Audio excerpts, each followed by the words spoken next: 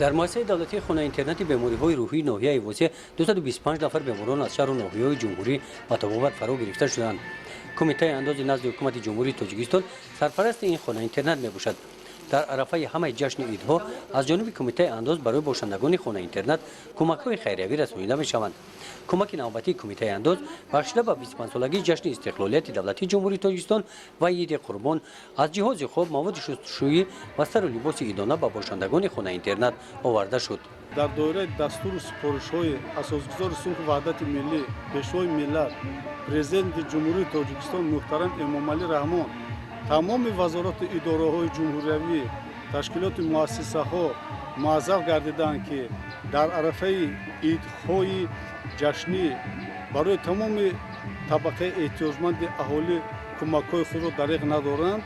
کمیته اندازی نزد حکومت جمهوری تاجیکستان نیز بهر تطبیق نمودن سیاست خردمندانه و اجتماعی اساسگزار صلح و وحدت ملی پیشوای ملت پرزیدنت جمهوری تاجیکستان محترم امامعلی رحمان تمام کوشش و غیرت خود را به خرج می‌دهد، زیرا که خانه اینترنت معیبان ناحیه واسع همچون زیرساختار زیر سرپرستی کمیته انداز قرار دارد و کمیته انداز همه ساله پیوسته برای آبادانی این خانه اینترنت مبلغ‌های زیادی را صرف می‌نماید و من امروز چیزی که خود شاهد هستید در حجم 30,000 سومانی مواد سر و لباس، مواد شستشویی و جهاز خواب برای باشندگان خانه اینترنت دسترس کرده شد. بخشیده با جشن 25 سالگی استقلالیت دولتی جمهوری تاجیکستان روز جشنواره باشد، از طرف کمیته انداز نزد حکومت جمهوری تاجیکستان برای باشندگان خانه اینترنت